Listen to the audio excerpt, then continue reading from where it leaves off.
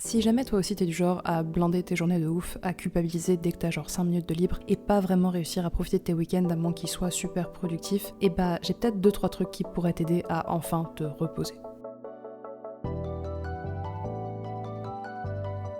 J'étais avec une amie ce week-end et elle m'a dit un truc que je trouve vachement intéressant, c'est que dès qu'elle passe un bout de week-end, un bout de journée toute seule, tranquille, à rien faire, elle culpabilise énormément, elle se met à se trouver tout un tas de trucs intelligents, stimulants, absolument à faire, et finalement, par moments, c'est le genre de truc qui peut nous épuiser.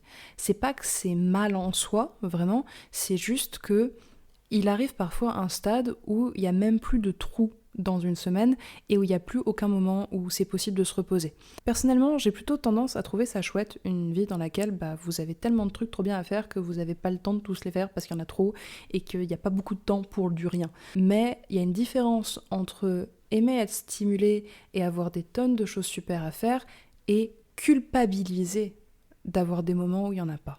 C'est vraiment pas la même chose. Et le problème, c'est que des fois, on peut se pourrir complètement un moment où on a une journée où on aurait vraiment besoin de se reposer, de pas faire grand-chose, de pas se fatiguer, que ce soit intellectuellement, émotionnellement.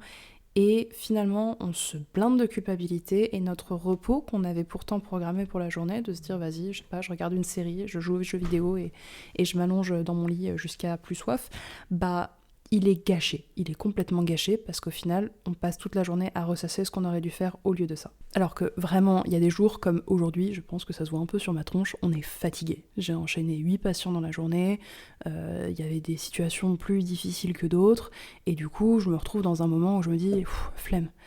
Mais une part de moi se dit, vas-y, ce serait bien que tu fasses du sport, faut que tu répondes à un tel et un tel qui t'ont envoyé des messages, et puis d'ailleurs, t'es en retard sur le montage de telle vidéo, et regardez, en fait, je suis même en train de me dire, vas-y, je m'étais dit que je voulais me reposer ce soir et je viens de réaliser, genre à l'instant, que je suis en train de filmer une vidéo au lieu de ça, en me disant je me reposerai plus tard.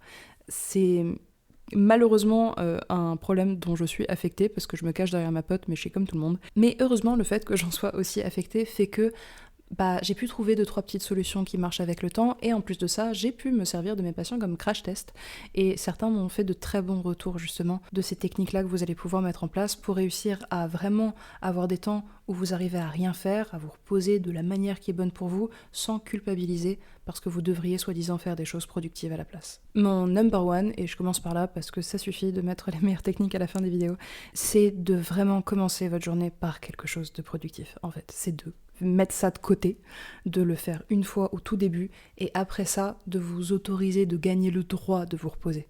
C'est-à-dire que par exemple, je vais prendre un dimanche à la con, je me dis, bon allez, j'ai suffisamment taffé cette semaine, là je me pose tranquille.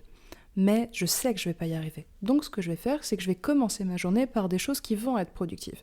Par exemple, je vais me dire, allez, je fais un tour dehors, comme ça, je suis contente d'avoir bougé un petit peu mon corps, d'avoir pris le frais, potentiellement un petit peu de sport, mais genre je vais à la salle de sport pour faire des étirements, pour faire semblant d'en faire, et je fais un truc productif que je repousse depuis longtemps, genre un mail que je devrais envoyer, un message auquel je devrais répondre, et allez, pour finir, un truc à la maison, genre je prends soin d'un élément de la maison, je passe l'aspirateur, je sais pas, je fais une petite tâche qui va pas me prendre longtemps et qui fait qu'au final je vais peut-être avoir 30 minutes, 1 heure d'activité, et ces 30 minutes, 1 heure me servent un petit peu de monnaie d'échange avec moi-même pour me dire, maintenant que j'ai fait ça, bravo moi, je peux m'autoriser à me reposer, à aller faire un truc tranquille, parce que la partie productive a été faite. Ça m'aide vachement à mettre mon cerveau sur pause, parce que je comprends le besoin de productivité, et c'est pas une mauvaise chose en soi, mais il faut pas que ça déborde. Le fait de donner une cour de récréation à cette petite obsession temporaire lui permet de rester dans le cadre que je lui ai autorisé, et de pas venir bouffer complètement mon dimanche. Ce qui fait que, mettons,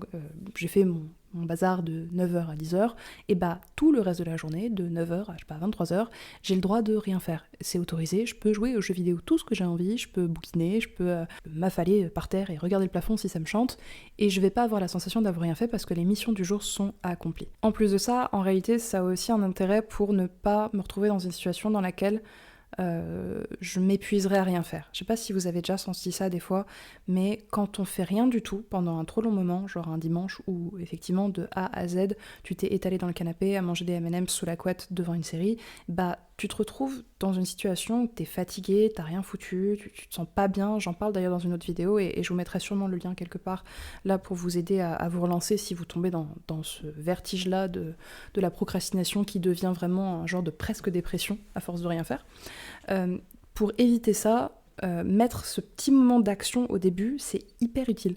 Ça permet de rassurer ma crainte que je vais pas juste dégringoler la pente et que c'est un vrai repos, ça a un début, un milieu, une fin, et demain la vie va reprendre comme d'habitude.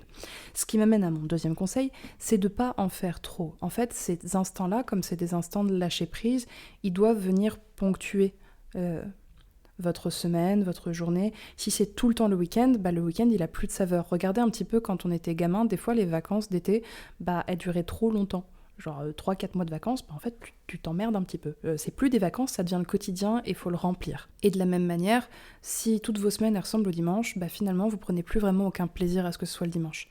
Manger des crêpes le matin au petit déjeuner, c'est trop cool quand le reste de la semaine vous mangez autre chose. Mais si vous mangez des crêpes tous les matins, sauf si vous êtes comme moi et que vous aimez les crêpes au point que ça vous dérange pas. Si vous mangez en réalité des crêpes tous les matins, vous finissez par vous en lasser. Du coup voilà, ça vous fait déjà 2 petits trucs pour commencer à essayer de travailler ça. L'idée déjà de mériter votre repos, c'est un peu chelou mais méritez votre repos. Et le deuxième, c'est de faire en sorte qu'il soit suffisamment ponctué pour qu'il ait une saveur particulière, un truc vraiment différent qui fait que vous vous en lassez pas et qu'il y a un côté un petit peu festif et cool. Comme il n'y en a pas trop souvent, vous en profitez mieux. Mais il y a aussi un truc intéressant qu'on s'est dit avec mon ami quand on en a discuté, c'est que on avait toutes les deux un profil un petit peu à essayer de bien faire, à se dire, vas-y, j'ai envie d'être une bonne personne, j'ai envie de progresser, les choses sur lesquelles je suis pas encore très douée, j'ai envie de m'améliorer. Et puis, le problème de ces gens-là, c'est que les gens un peu anxieux comme ça, qui ont envie de bien faire, souvent, même dans le repos, ils travaillent, c'est-à-dire que c'est un peu ce truc de vas-y maintenant je vais me détendre à fond et ça ne marche pas comme ça la détente en fait. Le lâcher prise, ça n'a jamais fonctionné en serrant les fesses au maximum. Le truc de fond qu'il y a avec ça, avec cette difficulté-là de se détendre, c'est de se dire que soi-disant il faudrait tout bien faire, mais ça amène à revoir c'est quoi le repos, c'est quoi le lâcher prise, c'est quoi ces temps-là off dont on a besoin. Est-ce que c'est vraiment du temps de s'allonger dans un lit, rien faire, se faire chier en regardant le plafond, ou est-ce que c'est pas autre chose ? Et la conclusion que j'ai vue arriver chez beaucoup de patients, donc peut-être que ça peut être votre cas, et c'est certainement le mien, c'est que le meilleur repos que moi je peux avoir, c'est les temps où j'ai le droit de merder. C'est les temps où en fait, simplement, ma journée, j'en fais ce que je veux, elle est disponible, et peut-être que je vais beaucoup travailler, et peut-être que je vais mal travailler, mais quoi qu'il arrive, il n'y aura pas de conséquences. Il n'y aura pas de conséquences, c'est ça qui est le plus important. C'est-à-dire que même là, techniquement, je vais me reposer ce soir, et en même temps, j'aime bien faire des trucs. Et c'est aussi une manière pour moi de me reposer. Donc là, je suis en train de filmer. Après, je vais m'emmerder à cuisiner un truc chiant et long, mais que j'aime bien. Et après, je vais aller faire une séance de sport à la salle à 20h, 21h. Mais c'est cool, ça me fait plaisir. Parce que ce qui fait que c'est reposant pour moi, c'est que c'est un temps où je vais pas avoir d'interaction sociale. Donc ça, c'est reposant vu la journée que j'ai passée. Et surtout, si finalement je change d'avis, c'est pas grave.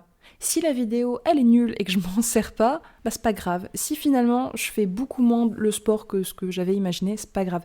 Et le vrai repos, finalement, c'est souvent ça. C'est pas forcément le repos absolument physique, forcé de la représentation que vous vous en faites, mais surtout, c'est l'absence de conséquences négatives envers vous-même si jamais vous faites pas comme il faut.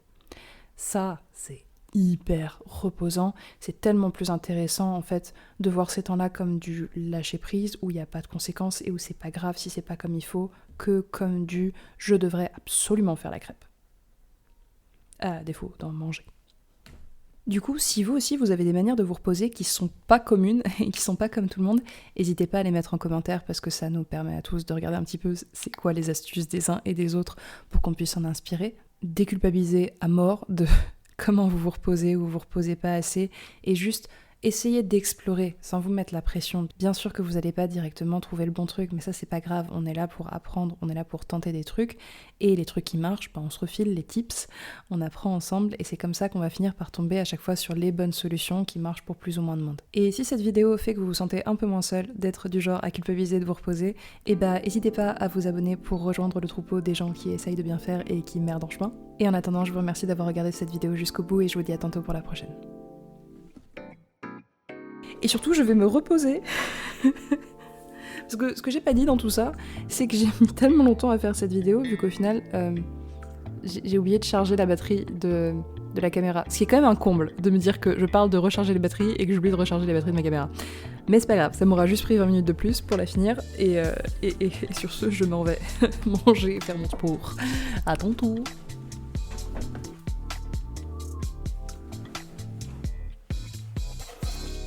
En éteignant, c'est mieux.